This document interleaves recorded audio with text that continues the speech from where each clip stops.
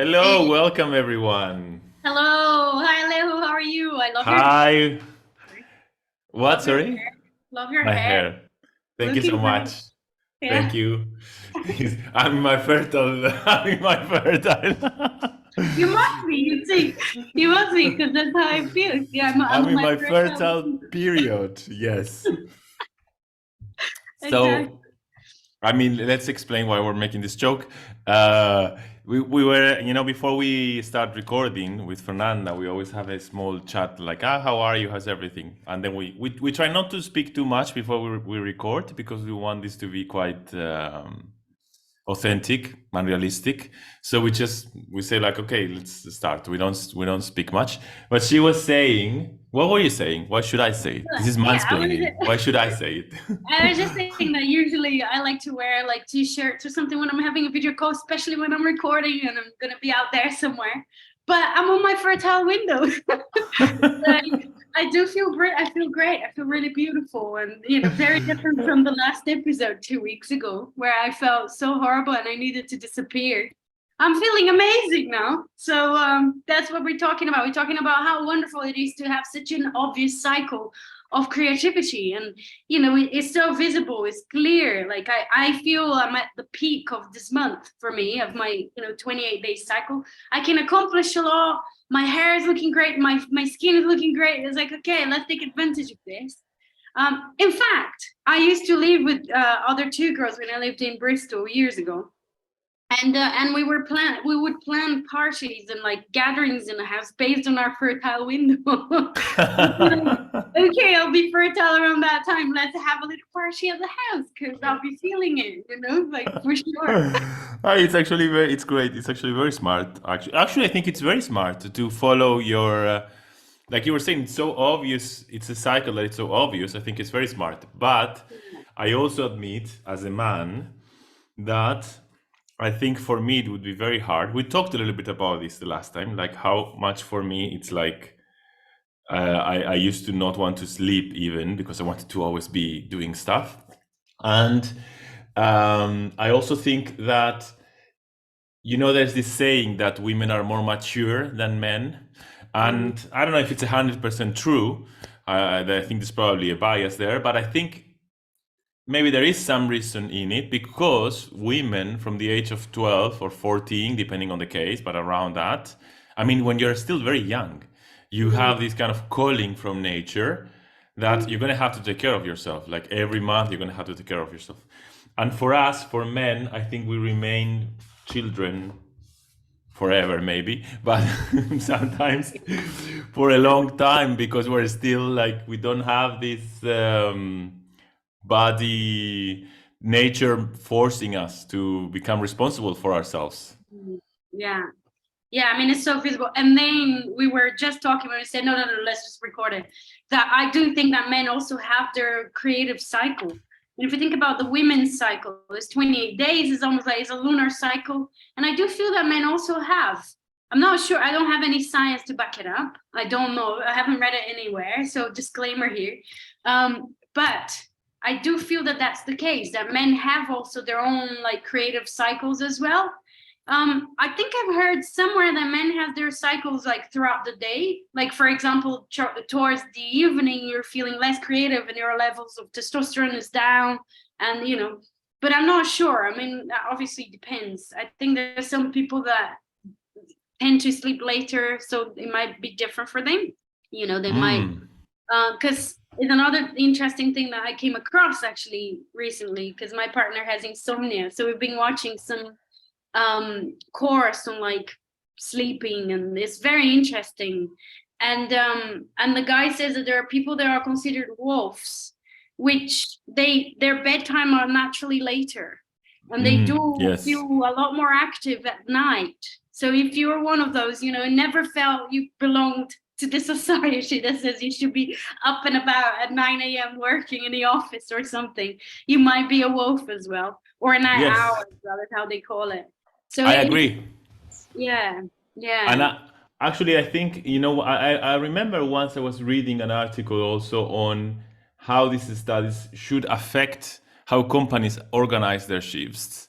Because, Mm. like in many jobs, actually it could be done that employees have a little bit more flexibility on choosing their shifts. And the whole point, I read this like 2 or 3 years ago. The whole point of the paper was that if the companies follow this, they're going to be more productive. So companies usually they want you to work in the standard time so that they feel like they can control what you're doing. But the point of the article was it's the opposite. If you just let people be working in the moment when they have more energy, they're going to be working better. And for me, I was a flight attendant for 12 years. So we could we couldn't choose, but we could set our preference. And I loved the early flights. Like I loved the flights that we had to we have to show up in the airport at 5:30 a.m., 6 a.m., which means that you need to wake up maybe 2 hours before that. And for me, it was the best thing. Now, when I had to do the night shifts, like showing up at the airport at 10 p.m., I was dying. I was like, I can't. I mean, if we have an emergency now, guys, I'm dying. I don't know how I'm going to do it. It's like, Yeah, there you go. So your bedtime is definitely earlier. Mine as well, I have to say. Yeah, definitely. My best time for going to sleep is between 9, 10 p.m., 10:30 is like my optimal. It's hard though. I mean, sleeping at 9 p.m. is really difficult when you it's hard. trying to have a Yes. social life as well. Yeah. And it's really difficult. But I love what you're saying there as well about companies and the study you're reading, because is that what's going to happen with Pluto and Aquarius maybe? Like Who working knows? hours will be more individualized, and people will be able to be, one of the things I was saying in my talk about Pluto and Aquarius was diversity, right? Neurodivergencies and etc. And I think, is that going to be taken into account a little bit more, that actually some people are more productive during the night, so they should be free to work during the night rather than working 9 to 5 type of thing? I hope so. And especially because technology today allows it. It's not like actually you can do this. You can do it. I mean, it's not. And we're still following, the productive ideas of the Industrial Revolution, which actually happened when Pluto was in Aquarius. So maybe it is a revisiting of those ideals and kind of changing some stuff. Interesting point. And also, the more and more we become freelancers, because I think there's a movement towards that as well with Pluto and Aquarius, decentralized work. So you work for yourself and you offer your services. So you're like, what's the name when you go there and you can give feedback to You do service. What do you mean? yeah, but it's like Consulting.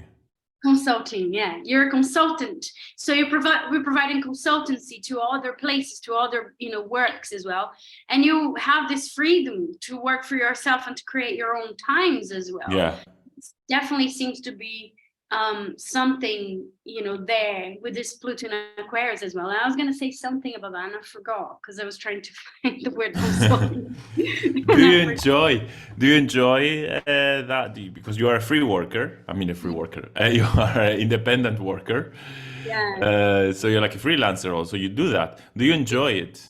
I do. I have to say, it's really hard for me to work for other people and to follow other people's rules and things. I remember what I was going to say with that, with the consultancy. We go back to talking about if we enjoy or not working for ourselves, which is a very good topic. But within that topic, what I was going to say is this old way as well of being a freelancer.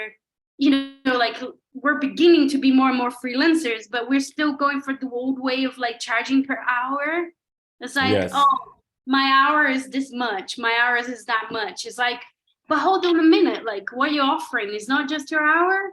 There's Yes. 20 years of research and training and this and that, and there's a lot of you've got your own genius of creating solutions and bringing in your previous BA and your previous and your country and the 3 languages that you speak and all of that allows you to do your work in 10 minutes.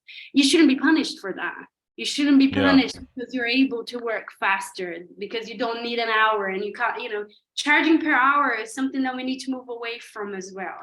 And especially as astrologers, I think that's something that we still do as well. It's oh, that's my hour, that's my rate, and it's well, but that's not what you're offering. You're not selling. Yeah, but I think I mean, I agree with you. I mean, I agree with the idea that we shouldn't charge per hour. I think when I say my sessions are 1 hour long, when I say the sessions are 1 hour, I'm not saying I'm charging this per hour. I'm saying my session is this, and it Yeah. usually lasts 1 hour. Also, sometimes it goes to 70 minutes, and sometimes it finishes at 55 minutes. Usually, it doesn't finish before because I know people get a bit like maybe having that kind of thought, like I paid for 1 hour, which is actually quite bad because sometimes I feel it would be better to end the consultation maybe at 40, 45 minutes because we came to a point that it's so deep and powerful. And like, if we keep talking, this is going to fade away because you Yeah. usually remember more the beginning and end of stuff, but we Yeah. usually go deeper in the middle of the consultation, right? So sometimes I feel like this is where we should stop because this is going to have a huge impact if we stop now. Yeah. Yeah. Yeah, exactly. That's why it's like it's not an hour, it's an experience, isn't it? It's like Yeah, we're yeah, yeah. selling an experience, we're providing an experience, not an hour. It's like I'm not Exactly. selling an hour for I you. So had that's something interesting I came across. Yeah. This week I had to meet some professionals because I need to do some paperwork here to get my stuff in the Mm. proper right way here in Greece. And he's a friend of a friend. So it was like in 5 or 10 minutes he helped me out. So I asked him, how much do I owe you? And he said, no, it's nothing. It was only 10 minutes. And I told him exactly that. I said, I mean, it was only 10 minutes because you're an expert. Yeah, exactly. Because I've been for hours looking in the internet to get this information. So, I mean, I should pay you for this. And he was like, no, no, come on. So in the end, he didn't charge me. I was lucky. Exactly. But, We I mentioned mean, that. I loved it when I read it somewhere because now I'm reading all said many times people are probably sick of it. But my progressive ascendant in Capricorn, God, no. I'm all about business structure, marketing, Yeah. money mindset, and all of these things, which is actually great to think about today because Mercury is going direct today in Capricorn. So if you want to Yes. rethink your strategies, this is the day for you to do that, and how to climb that mountain, how to get to your objectives in a more effective way. That's a very Capricorn kind of thing. Yeah, actually, yes. Hmm. Yeah, but how about you? Do you enjoy being self-employed? How is that for you? I mean, you're Well, I not. was going to mention this now that you were mentioning the Mercury going to Capricorn direct and everything, and to think about this stuff. Yeah, Because, of course, I never had problems following rules, to be honest. And I was a flight attendant, which is like basically what you have to do is to follow the manual. I was a supervisor, so I was actually quite strict on this. Just go standard, do what the manual says. hmm, So I never had a problem with that. I actually found it easier than to be self-employed. Like to be self-employed, I think you need to be very disciplined, hmm, which is not my best skill. I mean, I am disciplined, but not as much as I'd like, I think. And you need to be very good organizing your time. This is what I'm not good at. I am disciplined, but I'm not so good at organizing my time. And so everything for me takes longer than I had scheduled. hmm. So Yeah, yeah. And yeah, I sometimes get lazy, like because I'm my own boss, so I don't feel the pressure. When I'm working for someone else, to me it's easier because I go into automatic mode and I just do what I have to do. yeah, Here, I need to be very present. You cannot do it in automatic mode, this job. You have to be very present. yeah. You have to have motivation, isn't it? Yeah. Yes. Very interesting what you say, Alejo. And it makes me think about what we were saying last time as well about our society being very sort of driven by, which is what I was talking about yesterday as well when I did this talk about the IC, which is like the IC is completely neglected by our society. It's like the IC isn't important. We don't talk so much. We don't do so many talks about it as well because we're very mid-heaven driven. It's like what's Yes. seeing out there, what's my reputation out there, that's what really matters, and my career, my vocation, and what kind of role can I have. And the time for resting is completely devalued. It's like if you're resting, you're lazy. And I noticed that you're lazy. I'm lazy. And it's like, well, are you really, or are you just a human being that needs to rest as well and take it easy? I don't know, because you tend to be Saturnian and be very like, I need to work harder and harder, and it's admirable. But I'm trying to, when I think about being self-employed as well, and there are many reasons why I love it, but I think one of the main goals for me as well is like I want to obviously work with something that I love to the point at where like work doesn't even feel like work in a sense, because it's like it's my zone of genius. It's what I absolutely love doing, and so I get a kick every time I have a reading or I give a talk, or I feel like ecstatic. Yeah, But of course. Sorry. but most importantly, why do I want to do that? And the self-employment is great because I want to have unstructured time for myself. I want to have a schedule where I don't have to work 9 hours solid. Like this whole idea of like 9 to 5, and I'm there like working, and then I'm procrastinating having coffee breaks because I'm supposed to be working. It's like I want to work effectively. A couple of hours a day, 3 hours a day, boom, effective, making good money and being very effective, serving effectively as well. And then I can have a lot of time for creative thinking, for self, care, for going to the gym, for keeping myself in shape, for, cooking good food, and all of the other things that are also important, but are completely devalued. What do you think about Yes. that? I agree completely. I enjoy, of course, I enjoy the moments of the consultation when I give a talk, when I teach. This is the moment I thrive. It's like it's my element. So it's like it's when I feel the most glorious, perhaps. What is hard for me, it's the Virgo side of being self-employed, Yeah. Yeah. because like when you work for someone else, a lot of things are done for you. Mm. You just have to show up and do what's your task, right? But a lot of things are done for you.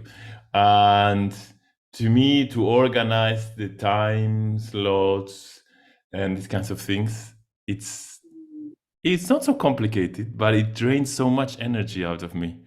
But it's because that's why I admire Virgo. That's why I love Virgo, because they have a talent that I think I lack. Yes.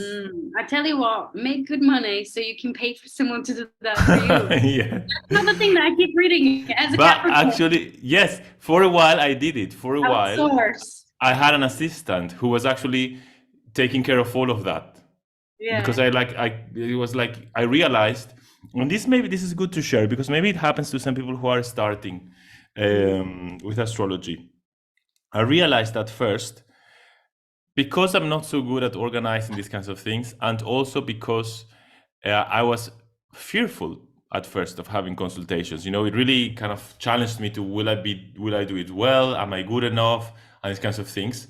So both things got mixed up, and in the end, I would postpone the meeting. Like they would, it was quite, they would text me or call me like, yeah, I want to have a consultation with you, and I would go like, okay. Well, let me see which time do I have available, and I will call you back.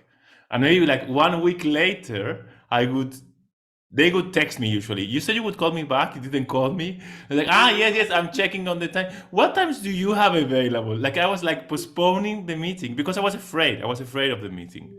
Yeah. And then Yeah. I realized that as a flight attendant, I never do that. I have to show up. They tell me you have to show up, and I show up, right? So I said, you know what? I just gotta take this rock out of my path because I cannot walk with this in front of me. So I hired somebody, and actually, this person was the one in charge of setting my consultations. Amazing. How did that feel? It was great. It was Yeah. great. Yeah. Yes, but the problem is that a lot of times. The reason why I stopped, first of all, is because I got more trust on myself. So now it's not such a problem. Um, and secondly, because a lot of times the clients they want to speak to you. It feels a bit weird for them to be telling another person like the time of birth and all of this. It's like they need the human contact. Right. Yeah. Yeah. Yeah. So yeah. Yeah. Well, amazing though that you've done it and that you managed to, overcome this blockage, let's I say, would that you say, had it and you're like, right, I'm doing something about it. yeah, Yeah. if you have a blockage, like this is my advice as an expert. If you have a blockage, because for me, because I'm Saturnian maybe, and because I have this idea of self-improvement, I was like, no, I'm not going to let this weakness defeat me. I'm going to fight it. But in the end, I wasn't moving forward. I was stuck there. So this, I had a friend who is a psychologist and also an astrologer, and I wanted to have a consultation with him. So I asked him for a consultation, and he said, "Yes, but you need to talk to my assistant to set up the date." And I told him, Ah, well, who do you think you are? I told him, you have an assistant to set up the dates. And he answered in the most open and honest way, yes, because I'm a mess. So I need somebody to do it for me. And very that cool. day, it was that day that I said, why do I push myself to fight against something which I'm obviously not being able to manage instead of Mhm. trying to find a solution? That's amazing. That's amazing. That's wonderful. And that's, you know what? That's abundant thinking. You know, they talk a lot about that, like picking up on what we were saying about money mindset last week. There's also this like scarcity mindset when it comes to organizing your work as well, as in like you have to do everything. You know, for all the people's entrepreneurs out there listening to us, it's the same. It's like if there's something that you're really not comfortable with, outsource it. And if you're able to outsource it, you know, this whole idea of like, I'm gonna save every penny and I'm gonna build my Yes. website and it looks awful and you know, outsource it, pay someone to do it for you. And if you can, don't do like, oh, let's do an exchange, because that's again like a scarcity mindset. You know, it's like, oh, I don't, you know, deal with money and I don't give money to other people or I don't receive money, so I just do an exchange. No, pay for it. Make a point of paying for it, getting someone to organize your consultations if you need, or to do your website for you. That's what I did. It was like I didn't do a website until I could pay someone to do it, because I knew Yeah. if I did it, it would be awful. I don't have one kind of Aquarian bone in myself in terms of like being tech wise. Mm. I'm Yeah. really and I don't like it as well. It's something And that your I, website is amazing. yeah, I got someone to pay. Like I was like, okay, paying someone, getting someone to do it exactly how I want, and you know, to look like something that really represents my Leo midheaven. Yeah, yeah, your website is amazing. You Yes. have to look like a Leo midheaven type of thing, and I just didn't do a website until I was able to. So I don't Yeah. know. I mean, I don't hold the truth or anything like that, but like one of the things I've been reading is like the ability to outsource stuff. That's a great practice in terms of abundance, you know. And you can you know, scale your business as well. You know, you're going to be able to serve more people if you save time in doing things that you don't like doing. Completely. And you don't lose energy. The other thing I did now is because I have a website, I have there are these web pages that will maybe this is not for you because you don't have so much Aquarius, but for me, I love these kind of things. There are these web pages that they will organize your schedule. So now people, when they want to schedule a consultation, I give them a link There you instead of go. going forward like, when are you free? I'm free here, I'm free there. And then also because I work mostly online, so mostly I work with people that are outside of Greece. I have Mm-hmm. clients in the UK, USA, Argentina, so it's like different time zones. So I Mm-hmm. go crazy. So I Yeah, have this website that people go to the link and they see the available slots, and the website automatically puts it in their time zone. So nice. they see Yeah, it in their time zone, but then in my calendar, in my planner, it shows in my time zone, and it's nice. fantastic. That's amazing. Yeah, there you go. Technology helping us out as well, isn't With it? Pluto in Aquarius, it's Yeah, dangerous also, but yes. yeah, that's Yes. good. So Yeah. I did my talk on Pluto in Aquarius the other Saturday. How was that? I really wanted to come and I didn't manage. It's Yeah, okay. I've been very busy. I haven't managed to do much in terms of watching talks and watching discussions. How was it? I did it with Darby Costello, who's Yeah, a lovely person yeah. and a lovely astrologer, and it was great. The two ideas that I got was the idea that when Pluto was in Aquarius, we had the Industrial Revolution, Mm-hmm. which brought a lot of changes and progression, but also it had a darker side. Mm-hmm. So this idea that we over trust technology, I think sometimes, and there's this utopian belief that technology can solve every problem, and I Mm-hmm. think this is something that's going to start showing up with Pluto in Aquarius. Like you Mm-hmm. saw it, like with the pandemic, like a lot of people thought that only science would give us solutions. So I'm not saying I know there was a lot of discussion whether you should get vaccinated or not, And I'm not going to go into that discussion. Everybody makes their own choices.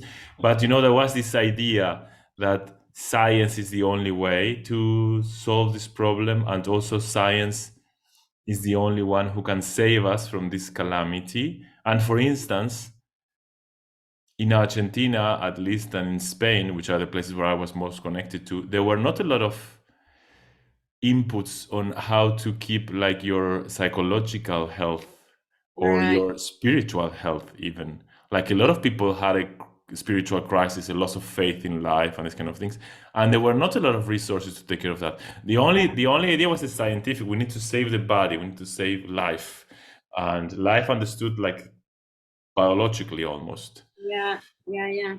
Yeah. And a lot of people have more and more this idea that technology will solve every problem. So I was Hmm. bringing that in, and also the idea that internet is for democratization. Like the Yeah. internet will. There's this idea by this author. Now I can't remember the name. He talks about the vulnerable world, and he says the world is vulnerable. So we have the idea that technology will give us more and more advantages, but because the world is so vulnerable, the more the technology is put forward and develops, the more dangerous it can be, because the world is not strong, the world is weak. Life on the world is weak, it's not as strong as we think it is. Right. And he's saying, like, for instance, we yeah, I mean, a lot of developments could be used to destroy humanity quite easily. Yeah. Yeah. Yeah. Yeah. It's a big one, isn't it? It's like I love the idea of Frankenstein with Uranus and Mary Shelley that's got a lot of Uranus in her chart. It's like who is the monster, the creator or the creation? And it's like, that's a good question there, isn't it? When we have the Pluto and Aquarius and all of these sort of glorifying of technology and the people that creates it not really thinking or worrying about ethics. Yeah. Like it's all about the end, isn't it? It's like, oh, but it's gonna save us time, or it's gonna do this, or it's gonna do that. The other day, the other day was yesterday. Yesterday, I was trying to buy flights to go back to Europe in March, right? So I got my flights to England. And we're like trying to buy flights, and the website is glitching, right? It's like glitch, not taking any of the payments, and like we're trying all of these different cards, and yes, Mercury was already kind of stationing to go direct today, and that's what I thought. Oh my god. What kind of astrologer am I? I'm taking the flight now. The most annoying, like, fucking manifestation of Mercury retrograde was happening yesterday. And then I tried to access my bank, my app, because I managed to put one of my bank cards on, and he asked me to confirm on the app, the banking app on my phone, and he wouldn't access it. And he was like, my fingerprint, either that's not working. And it's like, we're really vulnerable with this technology, because it's like, what am I gonna do now? Like, I have no access to, all of my banking resources, which makes me think about Handmaid's Tale as well. It's like it all starts when all the women's bank accounts get completely blocked. I haven't watched it. I don't know. I haven't watched it. Can access anything. It's like you've got this piece of thing that you think gives you access to your resources and wealth, but it's like, what if that's locked? But I'm not saying that to fearmonger anyone. It is what it is. Like, I have a little laugh, every time my dad goes to the bank and like queues to pay a bill. I'm like, come on, Dad, like you can just pay on your mobile. It's like, I don't trust it. No, of course, we're not demonizing technology. Come on, we're doing a Zoom recording. You're in Brazil, I'm in Greece. It's like we're not demonizing technology. We're just what my intention with the talk was to bring in the shadow of technology. Like, it's not only light. There's not only light. I think I'm a bit obsessed with this now, probably because I'm trained as a Jungian therapist. But I'm constantly seeing this everywhere now. There's not only light. So when people just see the light, I'm like, okay, there's a darker side, and both sides should be acknowledged. It's not like it's only dark. Also, it's not like technology is the worst thing that happens to us. No, come on, it's nice. I love flying on planes. Come on. Yeah. I love the fact that I don't have to go anywhere to give consultations. Yeah. The whole traveling and the whole like having to get a room to do a consultation, it was such a such a ball ache, like honestly. Now I'm really, Exactly. I have to just come here, sit here, gave a talk yesterday to an astrology group in the UK, and it was like, okay, 2 minutes for it. I'm just gonna sit down looking. Yeah. A lot of the times I have my pajamas in the bottom half.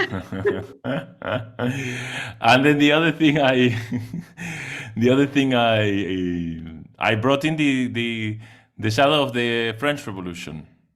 So Which because we one? also, the French Revolution changed the world, and I mean, and again, we're not demonizing the French Revolution. I think a lot of things that they did were necessary, but Mm, I found two kind of manifestations of the shadow.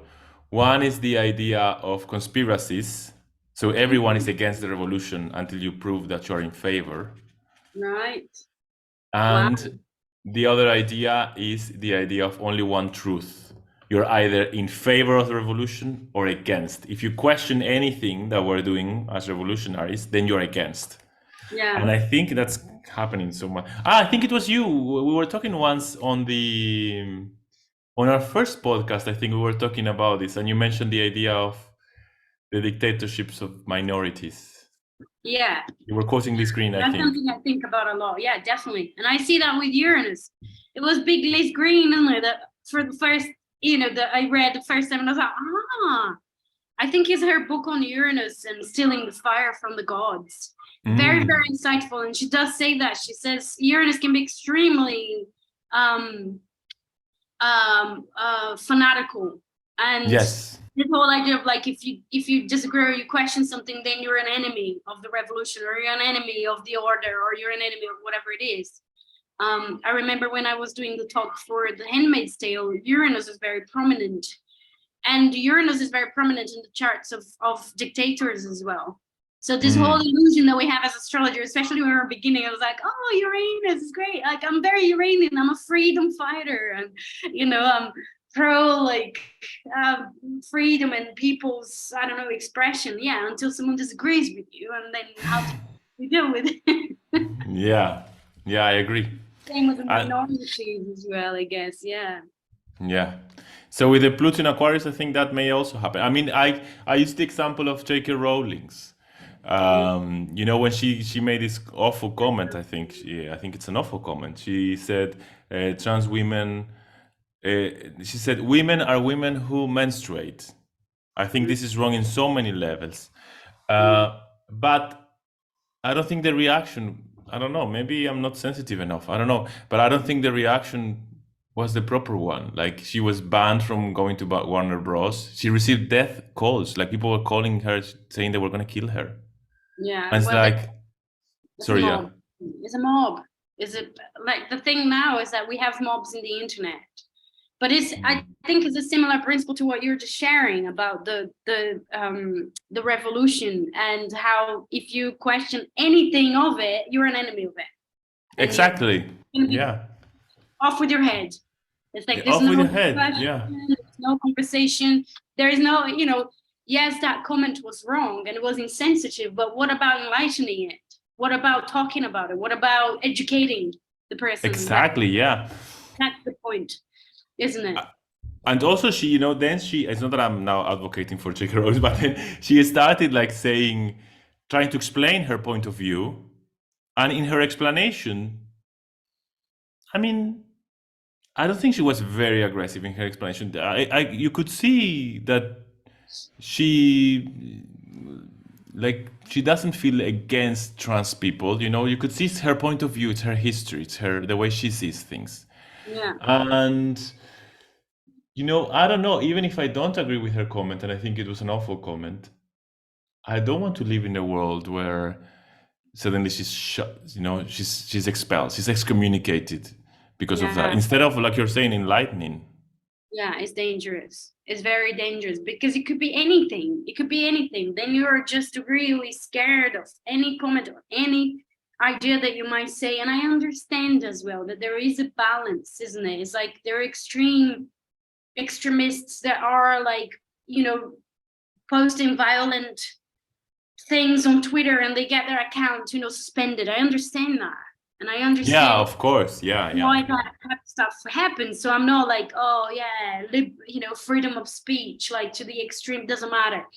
But it would be good to be able to educate each other, isn't it? To be able to say, hey, that was actually quite insensitive. Like, can we have a dialogue about this? Can can I invite you to see things from my point of view as a trans woman, or it's Yeah. it's just, yeah, I'm very scared of mobs. I'm really scared of mobs. That's why I'm very scared of crowds, and I'm really scared of, which was something that I think Liz Green wrote a lot about it as well. Like when we lose our individuality to a mob, how scary and how our behavior can really and with the internet it's even worse, because you can be very anonymous as well. Nobody Yeah. knows who you are, and you can say whatever you want. You can like death threats like that, and nobody knows who you are, where is that coming from, and how you're doing it. It's very scary. I really don't like that as well. Yeah. Yeah. And I think it's going to be an issue through Pluto, through Aquarius, how Mm. to navigate this. Yeah. And then Darby, she spoke beautifully about Saturn going into Pisces, like Mhm. preparing us, like it's kind of the bridge is like it's happening because it's happening all is happening this year, right? So she was like, this is the beginning of it. So Saturn in Pisces is like helping us navigate this. Mm. And she was talking about the idea of building an ark, Noah's ark, like where they put all the animals. Because Yeah. she was trying to come up with an image, and she was saying, I'm trying to come up with an image that talks about Pisces, the idea of the floating and the waters. But this is Saturn, so there has to be the idea of a structure. So she didn't know exactly how to put it together. She shared like how she was trying to put it together for the presentation. And then at some point she came up with this idea of the Noah's Ark, the idea of building like an inner structure to protect your animals, to protect, your instincts, who you are, in order to navigate all of this, which I think Nice. it's a I love beautiful that. image. Yeah, I love that. I'm going to be using that as well when I talk about, obviously mention you if you're watching this, Darby. But I'll mention you and I'll give you all the tips. But before I get cancelled. Ideas.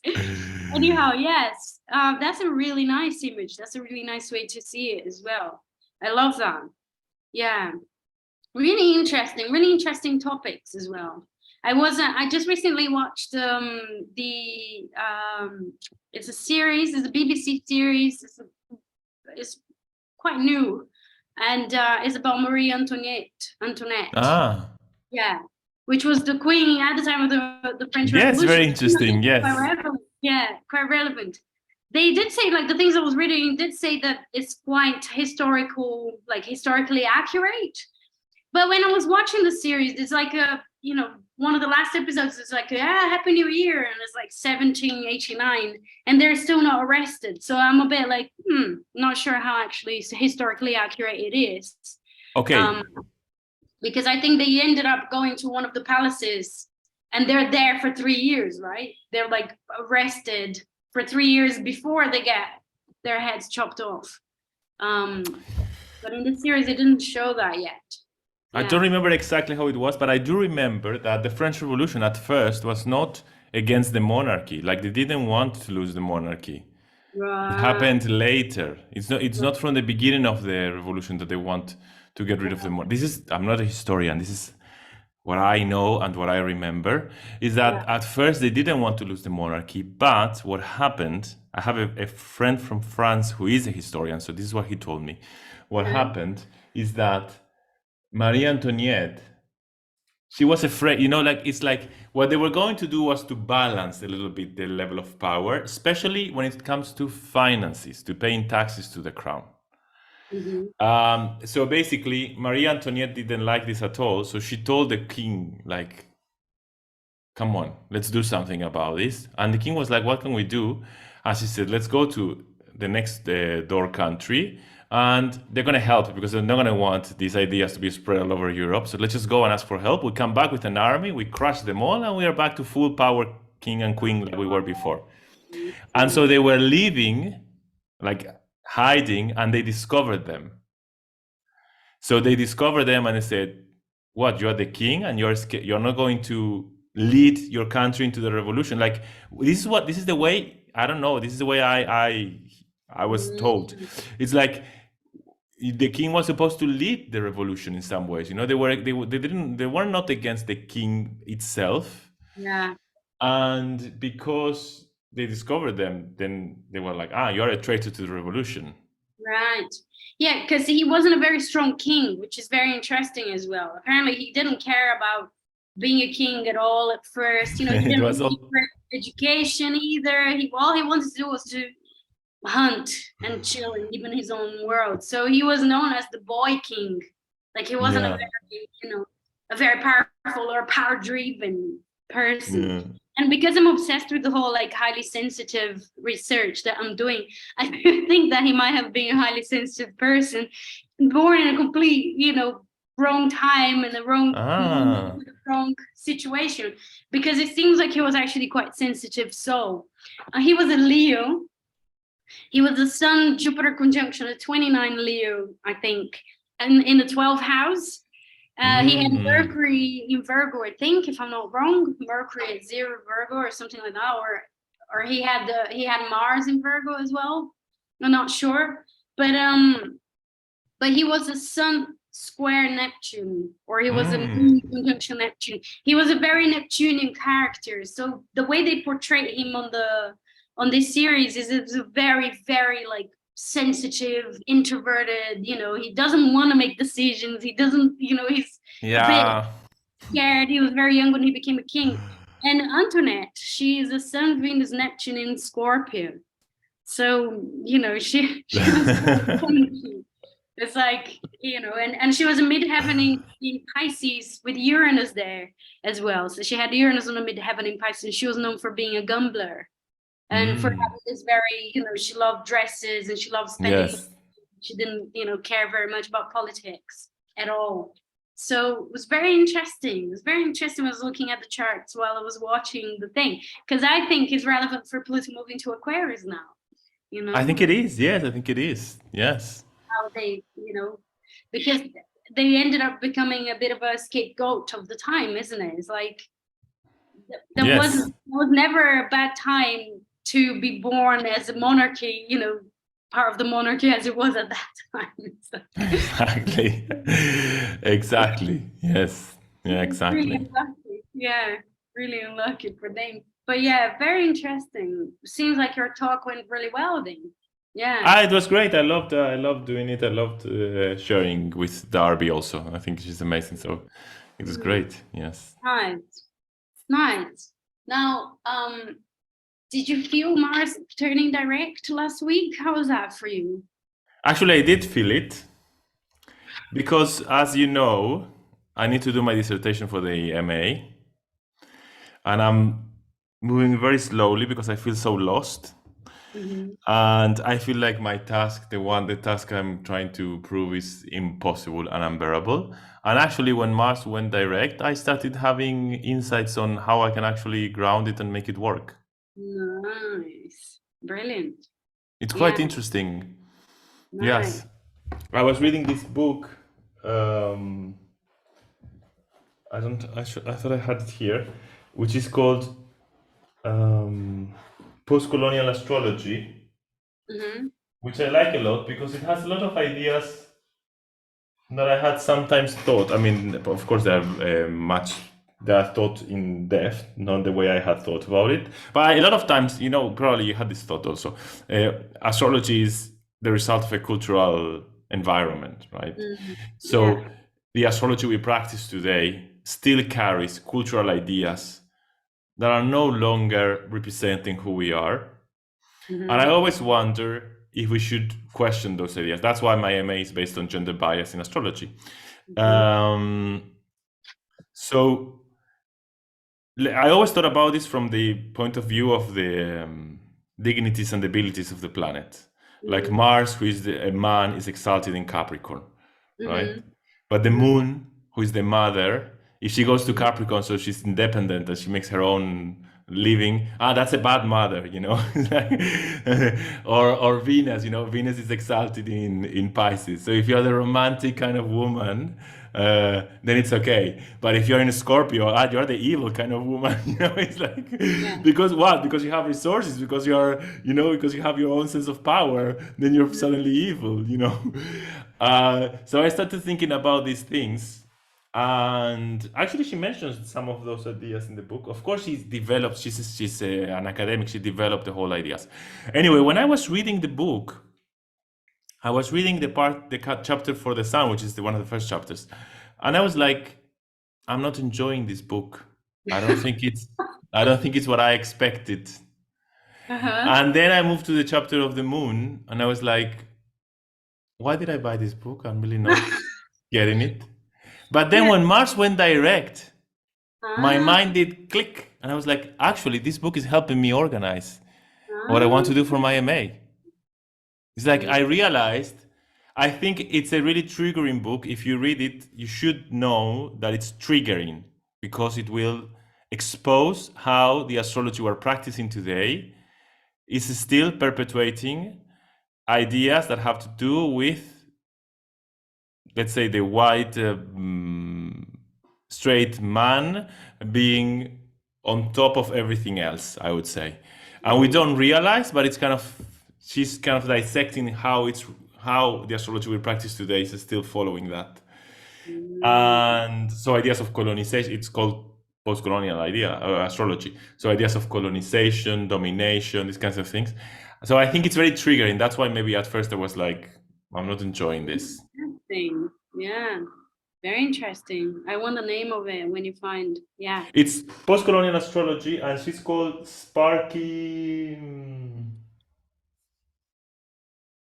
It's odd that I don't have it right next to me because I was using it. I was Possible. using it, yes. But I have, because the problem is, as you know, I moved, and I still haven't bought the library to put the books. Oh yeah. And is this her thesis or something? Is it her? I don't know if it's a thesis from a PhD or something, but it's definitely academic. I Uh-huh. don't think it's a thesis because she doesn't quote all the time. Right. She quotes, but she doesn't put the reference, Yeah.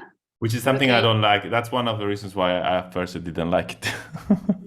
Interesting. Because she quotes without the reference, and I was like, I want to go and read the whole. What do you mean she quotes without the not even at the end of the book? Like there's no footnote at all? Maybe there are, And but I then don't. that's something I wouldn't like either. There are some footnotes, but not as many as I would have expected, for Right. sure. Yeah. And I cannot find it. And Write it. Write in the comments and then in yes. the podcast as well. That's really interesting though. I would love to read it. So she It's mentions the author, for instance. She mentions like this person said this and it, and she puts the quotation marks. But most of the time, she doesn't put the footnote. And sometimes I want to read the whole context in which this phrase is coming from. yeah, which is obviously important. Yeah. Yeah. No, interesting. I mean, I am interested in looking at it and seeing, getting some food for thought on the subject because I agree with you. It is It's a great book. is culturally created. Astrology is embedded in culture. Basically, there's no way that it is neutral and Exactly. There's no way that it's neutral. Yes. no, and at the same time, there's no way there's ever going to be as well. So it's really important to be aware of what your bias is. That's it. Full stop. Because you're always going to have a bias of some kind. You're always going to bring something to the table. So I find it really difficult to swallow when there are like astrologers claiming to have found the true astrology, the true practice, the true technique. It's like, mate, that's a massive Yes. bias that you're not acknowledging it. Like, Yes. please, like acknowledge your bias and I'll be okay with it. I'll happily look through your window, because what you're doing is proposing a window for us to look through. But don't come and say that you found the astrology and it's like, Yeah. So yeah, I would be very interested in seeing what's being written about that. Yeah, this is what she says. I know why I cannot find the book because it's in my backpack. Give me 1 second. Okay.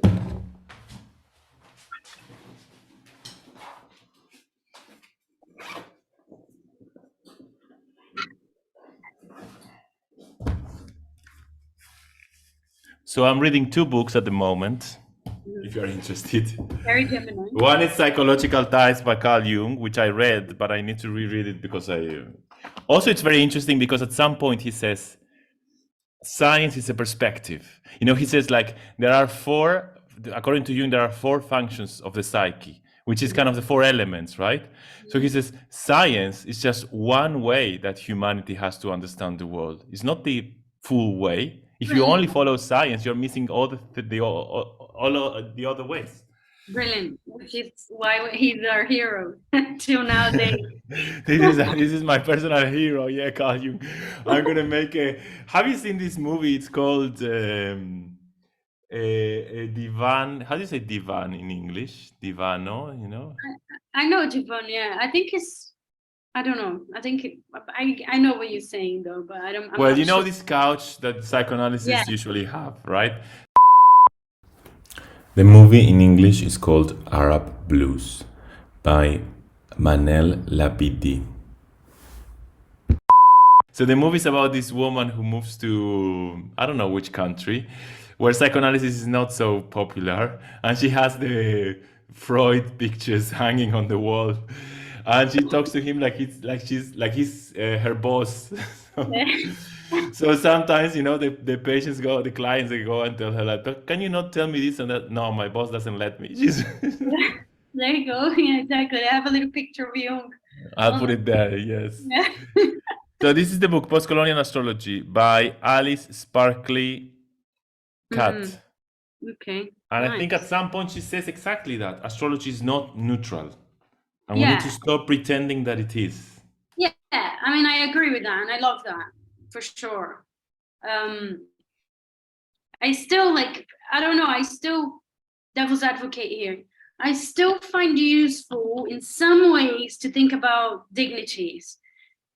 I don't really use it as in a black and white sense. Like if you have this, that's definitely bad. If you have this, that's definitely good. But I do find interesting, like for instance, the moon in Capricorn, like the example that you gave, like moon in Capricorn. So what? The mother cannot be a working woman that prioritizes career and etc. Sure, but when I think about self-care, I still see a tendency of the moon in Capricorn to find difficult to relax, which is the lunar sort of, and that's not to say that everyone that's got a moon in Cancer finds easy to relax, because I don't think that's the case either. Yeah, that's what But I was gonna say. Like other moons that are in other positions also have difficulties. to relax. Maybe Yeah, not to relax, but maybe to other difficulties. yeah. But that's the chart, right? We all gonna have an astrology chart. We all gonna have Saturn somewhere. We all gonna have Chiron somewhere. We all gonna have a square. We all gonna have, we all gonna have something, and that's for sure. And that's where astrology is useful, because it's like a window. It's like a brainstorming, right? And you can take what helps, and you can Yes. use something to reframe. You can reframe things with your Capricorn moon or whatever it is, that's in your chart that you believe is kind of being a hindrance in the way that you're expressing it in your life, right? It's all about reframing it. But I don't know, I still find some of the things useful to to brainstorm. I mean, but I guess yes, you're right, it's just something that we're very used to. I mean, let's take moon in Scorpio for instance. And the moon in Scorpio can be tremendously tremendously resourceful, right? Survivor, right? As someone that has a very strong Pluto, for me, that's one of the first things I think of. Moon Pluto or Mars Pluto is a survivor. Like that person is, has a very strong resilience potentially there. But it also does bring a tendency to paranoia, and I have seen that in like a lot of like moon in Scorpios, of like overthinking something. Yeah, over controlling, yes. Over analyzing too much, like, everything and everyone's behavior, like holding information because they, there's this fear of, being there's a threat somewhere, and it's going to come out. eventually, or it's like it's there, I can feel it.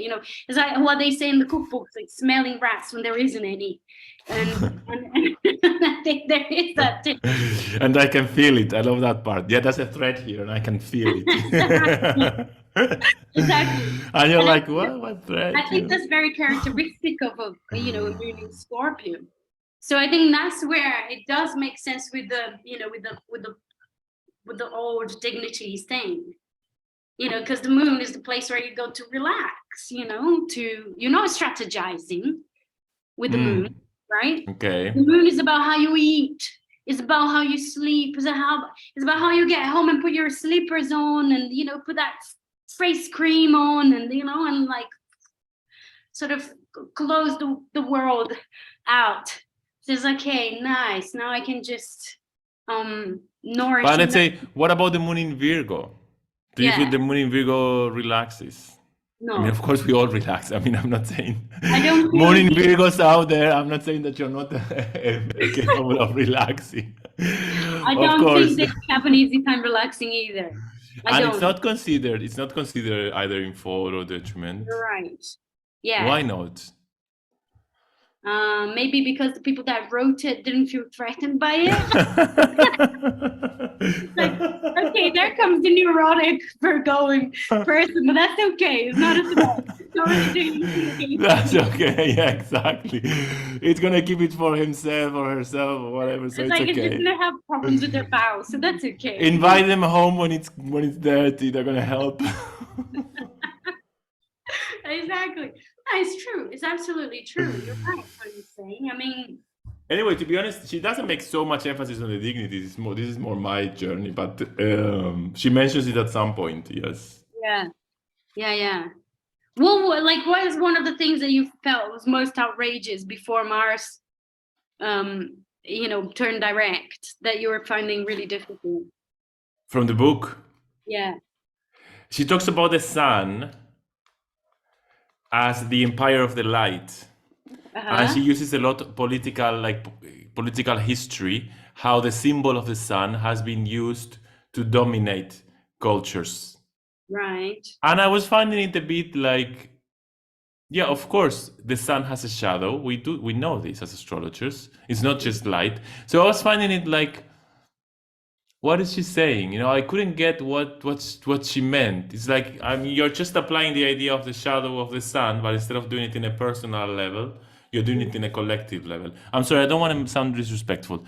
I say you're just applying. No, she's doing a huge research. Like it's huge, and it shows she knows what she's talking about. I mean, I'm not trying to diminish her work, because it's super respectable. It's fantastic. Yes, it's fantastic. But my feeling was like she's applying the concept of the shadow in political history, let's say. Yeah. So it's like, as astrologers, we are aware that there's a shadow, and we are aware that the sun has a shadow. So I wasn't getting the point so much. Right. Okay, I think I understand what you're saying. And I think especially because she's focusing on colonialism, isn't it? It's like post-colonial astrology. So everything that I have no idea, again, respectfully, giving my opinion without ever reading the book or anything. But from what it sounds, and from the title as well, it sounds like she's applying all the astrological ideas into this mentality that comes post-colonial. It's like colonialism, extracting, dominating other countries, and how astrology is also resonating with that. The counterpoint that I would make, which I think agrees with what you're saying about the shadow of the sun and everything, is that astrology is multi-layered. So we're not only talking about the sun as a colonial dominant, I don't tell my clients hey, you have to be your sun and let your sun colonize all of the other planets and everything else in your chart. You have to do this. It's like the sun is as important as everything else, because it's like, I love to use the chart, the metaphor of a forest. It's like the chart is your inner forest, is your inner psyche's forest. If you kill all the bees in the forest, my friend, you're doomed. If you kill all the ants in the forest, if you chop all the trees, or if you do you create a whole imbalance. that's detrimental to the whole diversity of it. And I think it's the same with the chart. It's the same with the sun and the chart. You need to express your sun, but you also need to express your moon and your Mars and your Mercury. You need to express all of these different sides of your personality. They need voice. Mm-hmm. You are the conductor of it. And it doesn't mean that you're the sun, that you're dominating and colonizing everything else. I don't agree with that. So, like at some point, I felt that more than deconstructing astrology, what she's doing is using astrology to deconstruct history. This is what I felt. Yeah. Which is a great. It's an inspiring book. It's a great job that she's doing. Again, I'm not trying to sound like this book sucks. Don't read it. On the opposite, I think it's fantastic. But I think my first kind of feeling was like I was expecting something. I feel like more she's using the astrological symbolism to see how there has been colonialism throughout history and how it matches the astrological symbolism. But maybe I'm not getting it, because so far I'm not seeing I haven't finished the book. I'm not seeing so much how the part where there's one idea, for instance, that I do see it. For instance, when we talk about Jupiter, we talk about Jupiter as expansion. And she mentions this. If Jupiter is expanding, it's expanding over something. So that's why it's post-colonizing, right? Because it's like we talk. Why is the Lord of Expansion the greater benefic? Because this is what the Roman Empire wanted to do. He wanted to expand. So we see it. Isn't it? Yeah. That's interesting. I mean, if it's expanding, it means that it's taking over other areas. But we don't consider this dangerous. We consider this as the greater benefic. Yeah. I mean, but it's also arguable that Sagittarius, which is the sign that's ruled by Jupiter, is also about expansion.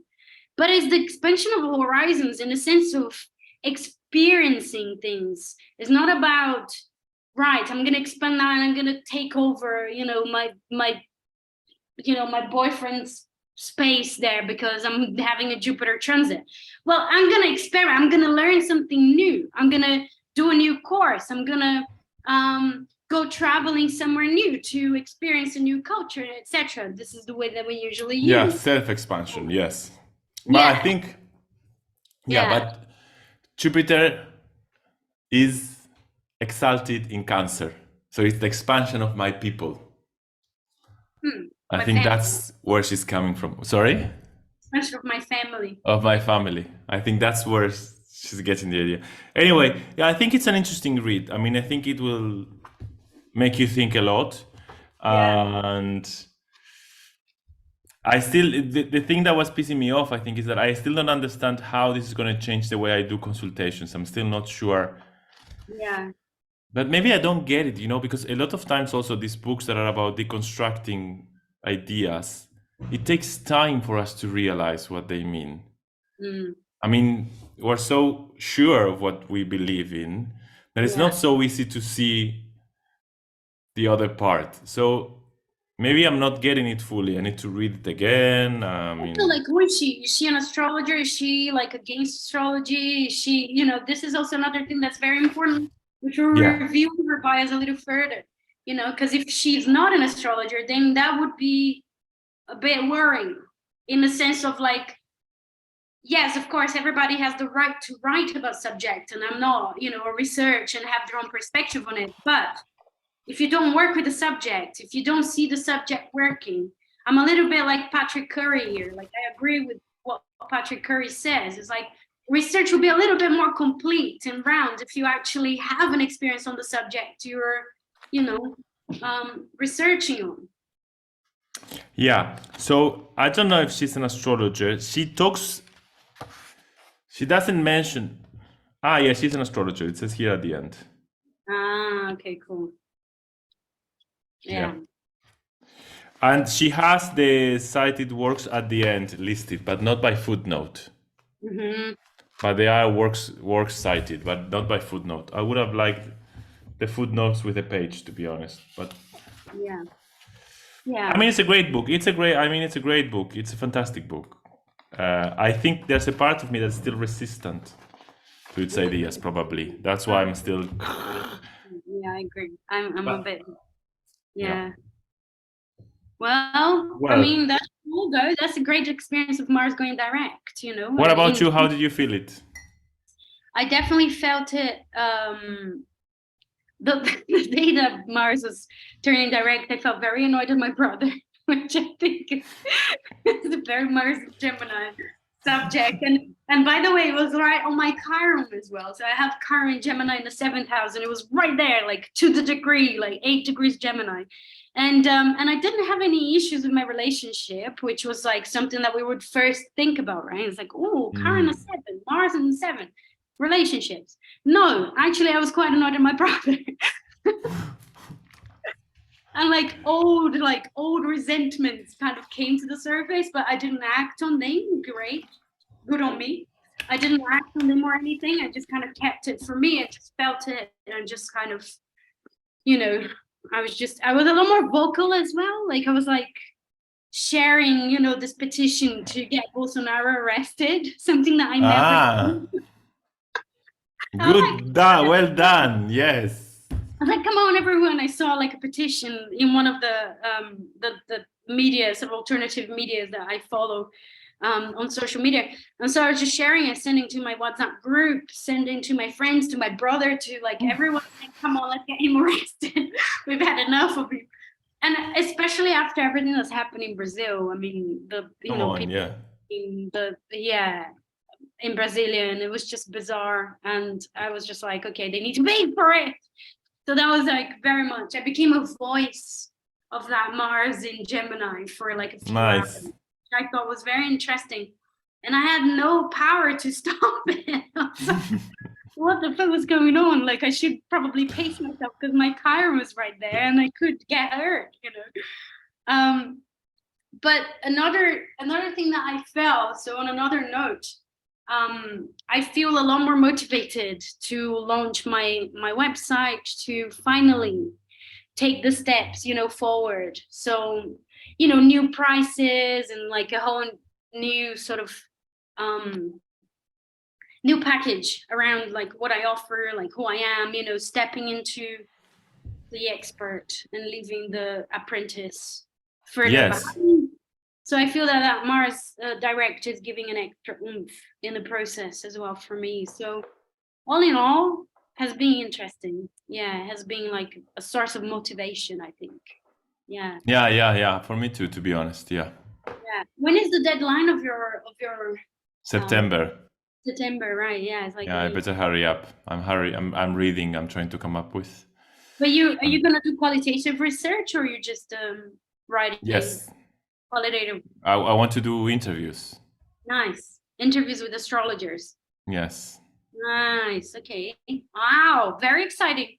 Yeah, but I realize I'm so scared. That's why I'm not moving on. But I think Mars has given me like a push. Like, okay. Nice.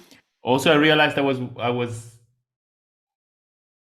What this book helped me was to see that I cannot do. My question is how much is astrology gender biased? This is my question. I cannot answer that question. I basically need to choose one thing. Okay, so how much? I don't know an element in astrology. How does it show if it's gender biased or not? Yeah. I need to choose like one little thing in astrology. Otherwise, it becomes this huge. Yeah. Absolutely. Impossible thing. You're gonna have to do that. That's what they make you do anyways. And you can like really make a very specific question of like amongst contemporary Western astrologers, it's not even like astrology itself. It's the few people that you can actually have Exactly. like how do they work with that? And you're like putting a little piece of the mosaic of knowledge on contemporary astrology in place, but other people will put other pieces, and that's how the tapestry works. But if I can, humbly, if I can give any sort of advice, unrequested advice, which I'm very good with Mars and Sagittarius, if I can give any unrequested advice, is baby steps. Like if you think about the dissertation is this huge task that's like it's really impossible to accomplish. But if you just do baby steps, like okay, this week, what is it that I need to do? You know, I need to get my form done. I need to get my question done. And that's where you focus, you know? And Yes, soon exactly. enough, you have the whole thing. Yeah. That's how it works. That's why I need Virgo in my life, you see? Yeah. I can be your Yes. I need Virgo. Give me some Virgo. You know, a lot of people talk bad about Virgo, and I'm like, how dare you? You know, I always stand up when somebody criticizes Virgo. I'm like, how dare you? It's the most beautiful thing we have in the sky. Thank God we have Virgo. You know, my partner, the guy I was with 10 years, he had a moon in Virgo, and I always say my ideal partner has the moon in Virgo. Yeah. Yeah. They're very organized. Because it was They so are. grounding for me. It helped me so much. I'm Yeah. lost now. You see, I need a moon in Exactly. I Virgo love in my Taurus. life. You love Virgos, I love Taurus. I absolutely love Taurus. And I need Taurus in my life as well. My partner has a Venus in Taurus, and I absolutely adore that as You well. see? Practice to just enjoy things guilt-free, you know? Good, Because okay. my Venus in Virgo, I'm guilty. I'm like, oh my God, should I spend this money on me? Should I buy this? Should I do this? This is extravagant. Yeah, you I need should Taurus do because this. I would also tell you, come on, enjoy it. Come on, that's what you Exactly. work for. Exactly. He's like, come Yeah. on, just buy it. It's worth it. Buy it for yourself. It's very nice. You're gonna look really nice. And I'm like, okay, great. I'm gonna do it. And the same with eating, huh? Virgo, Venus in Virgo is like, oh my God, that's so unhealthy. I shouldn't eat this. It's like a lot of guilt around what I'm eating. And he's like, oh, fuck that. Enjoy life. Come on. Yeah. Exactly. So Well, we true. have our topic for our next meeting, which is the astrological pattern of our ideal partner. That'll be Okay, amazing. we'll That start would with be that. amazing. Yes. Yes, I would be definitely up for that. Definitely. Okay. All right. I think we like gone over. We went over time completely. Okay, if you want to send us an email, our email is Astrology for the outcast? yes, No? astrologyforoutcast@gmail.com. If you want to get in touch with Fernanda, your My website is fernandapaiva.co, and the hitchhiking stars all around socials. Find, hitchhike. If you want to hitchhike the stars, you great. find me. Yes. And you? How do they find you as well? Mine is liminalcosmos.com, and also on Instagram and Liminal Cosmos, on YouTube Liminal Cosmos, everywhere Liminal Cosmos. And by the way, on the 4th of February, I'm doing a webinar on weighting all of the chart factors. If somebody's interested, like how do you decide what's more important in a chart? It's the 4th of February through the Faculty of Astrological Studies. Do you have any events coming up? Not that I remember. I have one talk on the 25th of Feb, but we'll have time to talk about it. And it's going to be about Saturn in Pisces and Pluto and nice. this year. It will be for a very witchy audience, which I actually look forward to because they're more like ritual, focused. I think they enjoy more. What can I do with it? So I think that's going to be a bit of a different kind of talk as well, and I look forward, having different audiences. It's quite exciting. It's nice. Yes, it's exciting. Yes, because they make you see things from a different perspective. It's like you need to adapt to what they need. Apply astrology to different angles and different ways, and absolutely nice. Yeah. Okay. Well, I'll be seeing you next week then. Okay. Take care. Have a good. Enjoy your fertile period. Yeah, exactly. I'm gonna be very beautiful here. All right. Bye bye, everyone. Thank you. Bye.